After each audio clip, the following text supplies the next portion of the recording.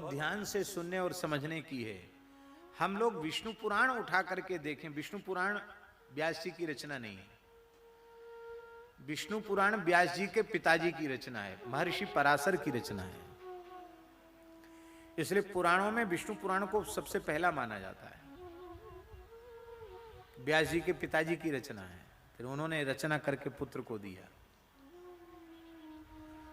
तो विष्णु पुराण यदि हम उठावें और विष्णु पुराण के अनुसार इस देश के भूगोल को समझने का हम प्रयास करें, इसकी भौगोलिक स्थिति को समझने का प्रयास करें, तो वर्तमान में जिसे पूरी दुनिया कहा जाता, पूरा संसार कहा जाता है, ये प्राचीन काल का भारतवर्ष ही था। आज जिसे दुनिया कहा जा रहा है, संसार कहा जा रहा है, ये सब का सब भारतवर्ष ही था प्राचीन काल में। अब सिमटते सिमटते सिमटते सिमटते इतना सा रह गया। ये तो बड़ी भगवान की दया हुई कि कश्मीर भारत का अविभाज्य अंग होने के बाद भी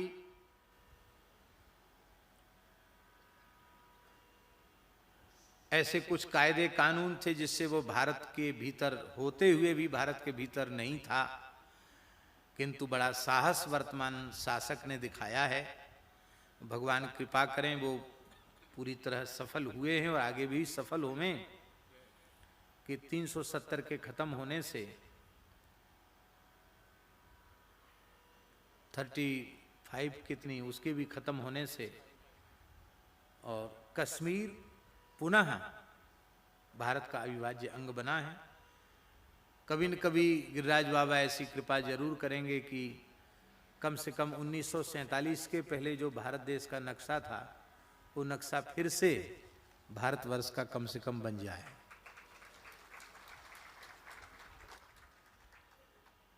इस देश की समस्या का समाधान यही है।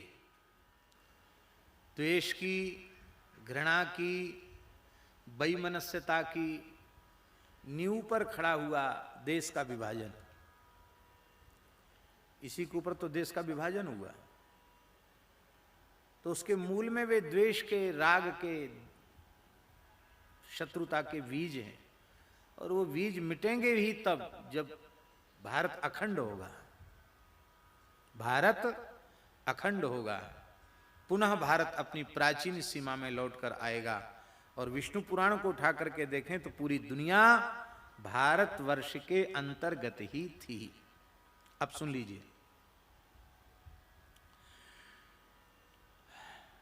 जो हमने अभी बताया कि तीसरी से 9 पुत्र उत्पन्न हुए भरत राजा ने, उन्हीं के नाम से 9 उपद्वीप, 8 उपखंड बनाकर और अलग अलग उनको शासन के लिए व्यवस्थित किया। विष्णु पुराण के अनुसार पहला है इंद्रद्वीप, ये अतिरिक्त द्वीपों में है। कशेरु, ताम्रपत्र, गवस्तिमान, नाग, सौम्य, गांधर्व, वारुण, ये हैं। और द्वीपों में स्वर्णप्रस्थ, स्वर्णप्रस्थ जिसको सिलोन कहा जाता है, शिलोन, चंद्र शुक्ल, आवर्तन, रमणक, मंदर, हरिण, पांचजन्य, सिंघल और लंका, ये 9 अलग उपद्वीप हैं।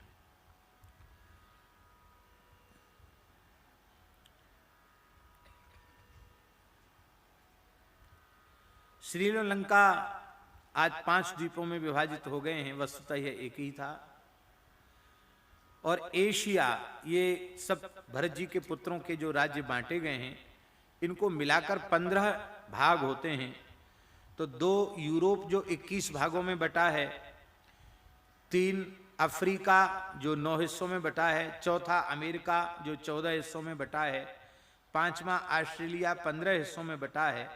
ये सब का सब जिसे हम वर्तमान में एशिया कहते हैं, यूरोप कहते हैं, अफ्रीका कहते हैं, अमेरिका कहते हैं, ऑस्ट्रेलिया कहते हैं, ये सबका सब अखंड भारत का ही अंग था किसी जमाने में, विष्णु पुराण के अनुसार।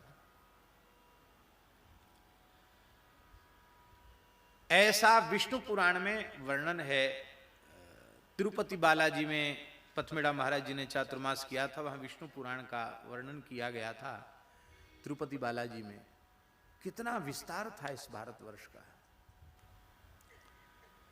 श्री भरत जी महाराज ने संपूर्ण प्रकृति और विकृति दोनों प्रकार के यज्ञ आपने संपूर्ण किए। राम कृष्ण की प्यारी गैया सारे जग की माता